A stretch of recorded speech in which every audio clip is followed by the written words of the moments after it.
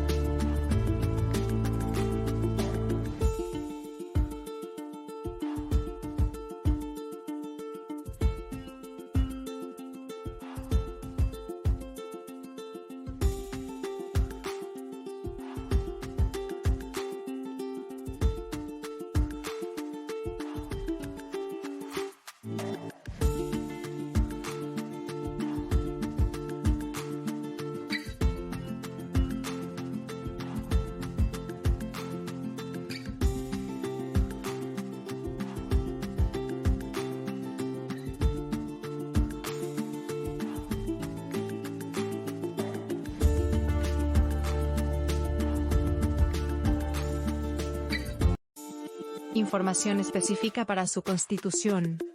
1. Acudir a la Secretaría de Relaciones Exteriores.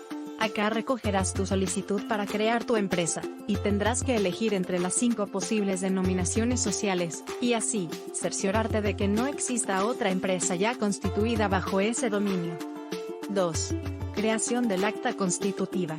Este documento es el que da vida, y en el que se estipulan todos los aspectos generales y básicos de la empresa: denominación social, objetivo, tipo de empresa, administración y control de la misma, duración, etc. 3. Inscribirse al SAT.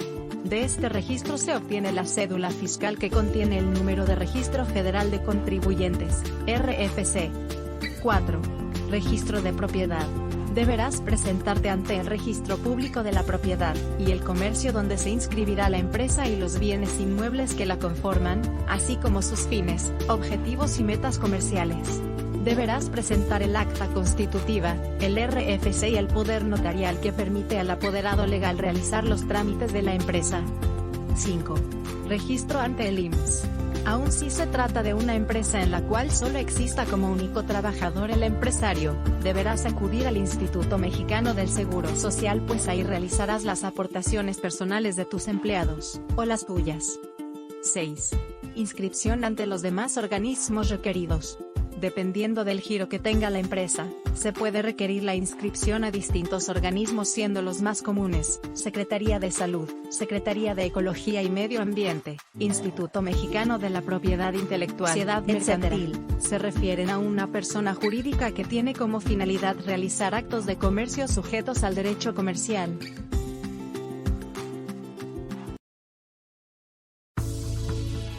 Requisitos para constituir una sociedad mercantil son los siguientes. De acuerdo con el artículo 5 de la Ley General de Sociedades Mercantiles, las sociedades deben constituirse ante notario, y de esta misma forma deberán hacerse constar sus modificaciones. El notario no podrá autorizar la escritura cuando los estatutos establecidos en los documentos de la sociedad o sus modificaciones sean contrarios a lo establecido por las leyes mercantiles. El artículo 6 establece los requisitos de la Carta Constitutiva. Los nombres, nacionalidad y domicilio de las personas físicas o morales que constituyan la sociedad.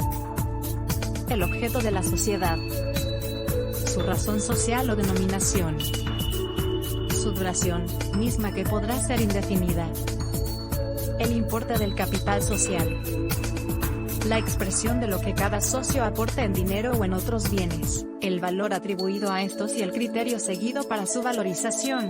Cuando el capital sea variable, así se expresará indicándose el mínimo que se fije. El domicilio de la sociedad. La manera conforme a la cual haya de administrarse la sociedad y las facultades de los administradores.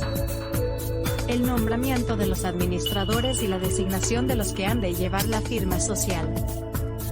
La manera de hacer la distribución de las utilidades y pérdidas entre los miembros de la sociedad.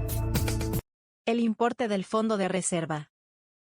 Los casos en que la sociedad haya de disolverse anticipadamente, y las bases para practicar la liquidación de la sociedad, y el modo de proceder a la elección de los liquidadores, cuando no hayan sido designados anticipadamente. Tipos de sociedades mercantiles, son los siguientes. Sociedad de responsabilidad limitada. Denominación o razón social. Nombre e identificación de los socios. Redacción de los estatutos sociales. Sociedad anónima. Mínimo 2 socios y que cada uno de ellos suscriba una acción por lo menos. El contrato social debe establecer el monto mínimo del capital social, que se exhiba en dinero efectivo, cuando menos el 20% del valor de cada acción pagadera en numerario. Sociedad en comandita por acciones. Que existan 2 socios como mínimo, y que cada uno de ellos suscriba una acción por lo menos, en caso de que se integre únicamente suscrito. Que el capital social no sea menos a 50,000 pesos y que esté íntegramente suscrito. Que se exhiba en dinero en efectivo cuando menos el 20% del valor de cada acción pagada. Sociedad por acciones simplificadas. Nombre, documentos de identidad y domicilio de los accionistas. Razón social seguida de las palabras sociedad por acciones simplificadas o sus siglas SAS. Domicilio principal de la sociedad y el de las distintas sucursales que se establezca en el camino acto de constitución. Una enunciación clara y completa de las actividades principales de la sociedad. El capital autorizado, suscrito y pagado, la clase, número y el valor nominal de las acciones representativas del capital, y la forma y términos en los que éstas deberán pagarse.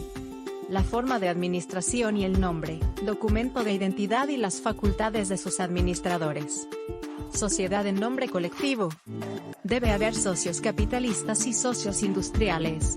Los primeros aportan el capital mientras los segundos contribuyen con su trabajo y reciben un sueldo. La razón social debe formarse con el nombre de uno o más socios. Se necesitan por lo menos 2 socios. Sociedad en comandita simple. Debe tener un mínimo de 2 socios y contar con comanditados y comanditarios. Razón social, el socio que preste su nombre será considerado el comanditado. No existe un mínimo de capital social. Sociedad cooperativa. Se necesita un mínimo de 5 socios. Capital variable y duración indefinida. Igualdad en derechos y obligaciones de los socios.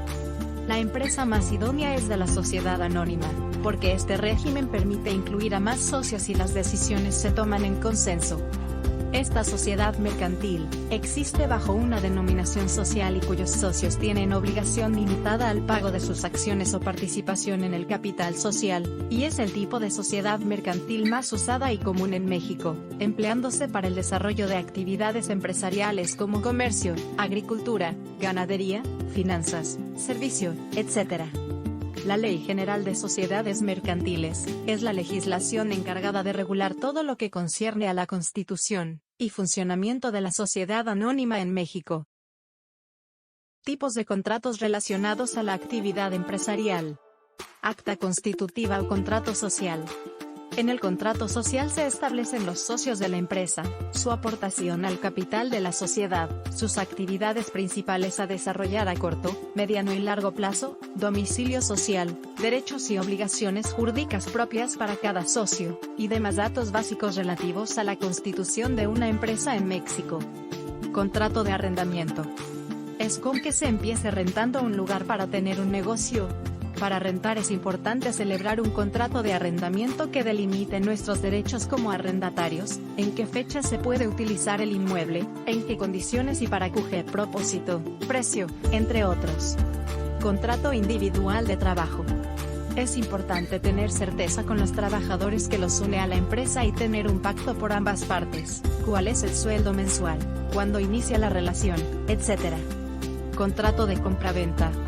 Es común para un negocio en sus relaciones comerciales comprar y vender bienes o servicios a terceros. En muchos casos el objetivo principal de la sociedad es la compraventa de cualquier tipo de cosa. Contrato de comisión mercantil. Este contrato es muy utilizado por todo tipo de empresas, para hacer acuerdos con terceros que apoyen en la comercialización de productos. Contrato de prestación de servicios. Se usa cuando alguien hace algún servicio. Por ejemplo, si se necesita limpiar las ventanas de una oficina y son muy altas, no hay quien lo haga. Es un tercero, no está en la nómina, no se tiene en responsabilidad laboral. El contrato permite fijar claramente los derechos y obligaciones de las partes, qué va a hacer, en cuánto tiempo, y cuánto va a costar. Contrato de confidencialidad. Es importante firmar este contrato cuando se comparte información sensible con un cliente, un proveedor o cualquier tercero. Básicamente las partes se obligan a respetar el secreto y la confidencialidad de la información privilegiada de la empresa que se comparte. Es importante firmarlo al inicio de las pláticas. Antes de compartir la información, el contrato puede ser recíproco o obligar solamente a quien recibe la información.